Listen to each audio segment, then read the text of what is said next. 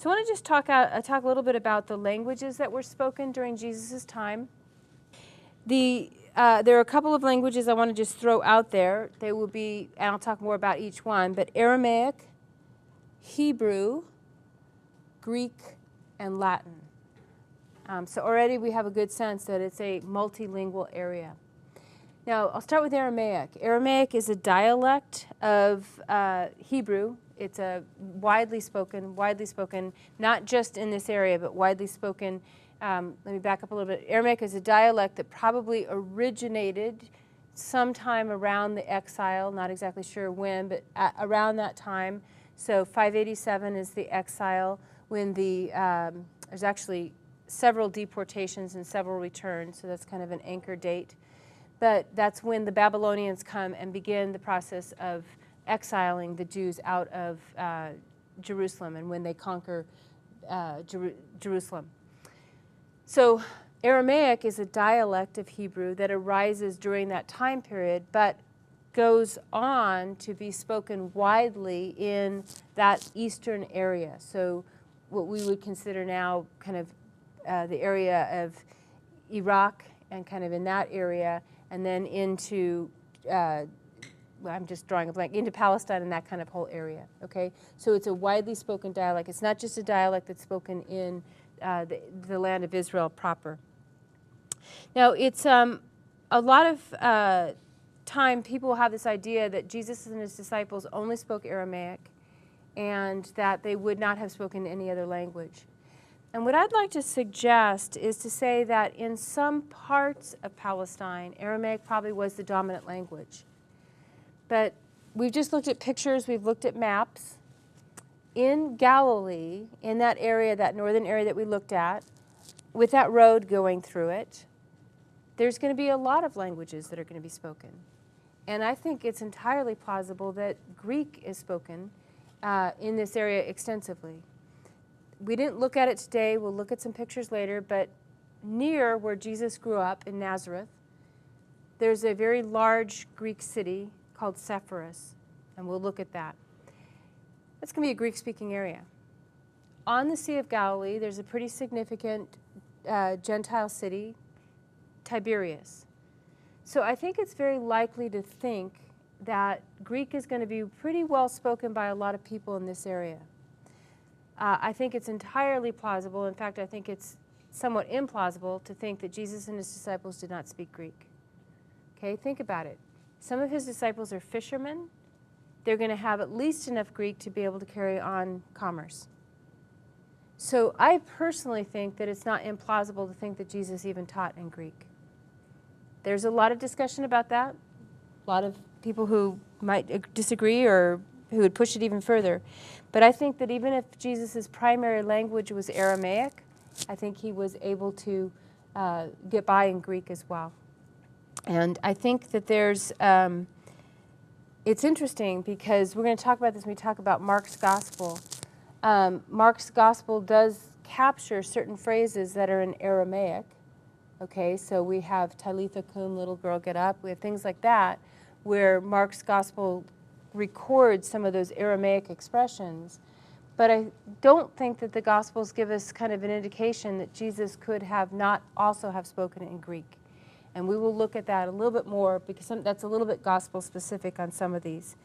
There is a lot of discussion on this, so I'll just kind of throw that out, that this is an area that people have divergent views on. Now, the next language I've mentioned, so we have Aramaic, which is a dialect of Hebrew, is Hebrew itself.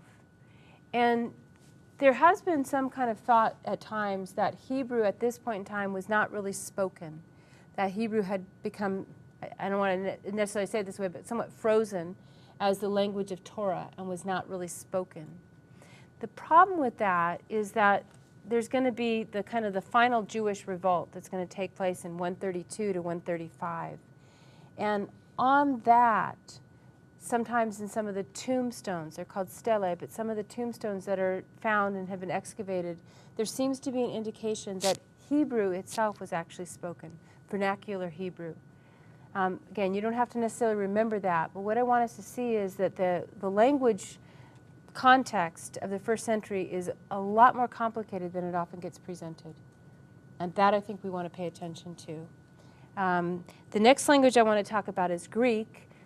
We've already talked a little bit about this, but thanks to Alexander, with the spread of Greek, we talked about that when we talked about the Greek language, there were many people during this time period who could speak Greek.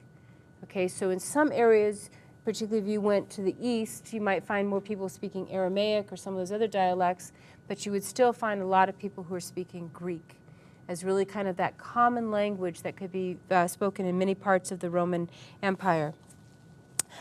We know that, that there were people, some of the Romans spoke Latin and didn't speak Greek, so it gets even more complicated when we start bringing in some of the Romans, because that would be more of the western side, so they're speaking Latin and they're not speaking Greek. And one indication for that could be something that Josephus says. Josephus is a Josephus is a Jewish historian whom we will meet later. But he seems to suggest that he's functioning as Titus's interpreter. Now, Titus is going to be the Roman general who's going to come in and finish the process of leveling Jerusalem in 70 AD.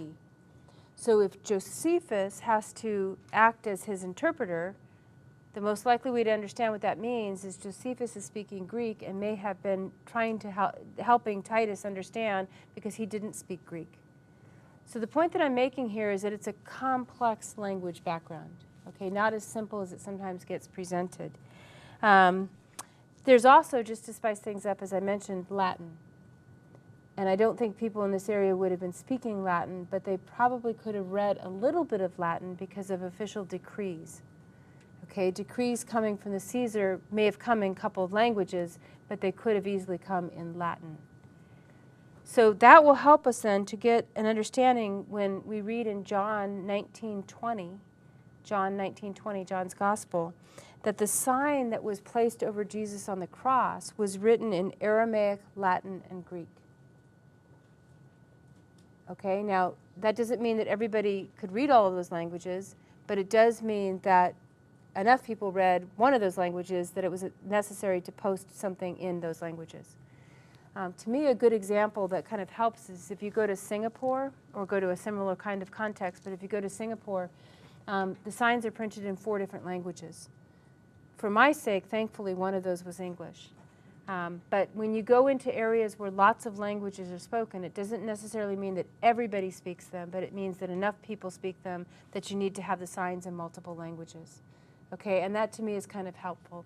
So I point that out because there's a lot that's going on linguistically here. And not just Aramaic and not just Greek, but combinations thereof. It's, I think, impossible for us to start getting into the world of the Bible without realizing that it's an unbelievably diverse context. And so when we get to Acts, we're going to see that the story of the gospel in Acts is at one level really the story of the gospel going into different and diverse contexts and seeing how the gospel transforms and is suited for various diverse contexts. So it's really hard to kind of understand a single cultural background for understanding the Bible. It's a very diverse context, and we see that really clearly when we're looking at the languages, even the languages that are spoken.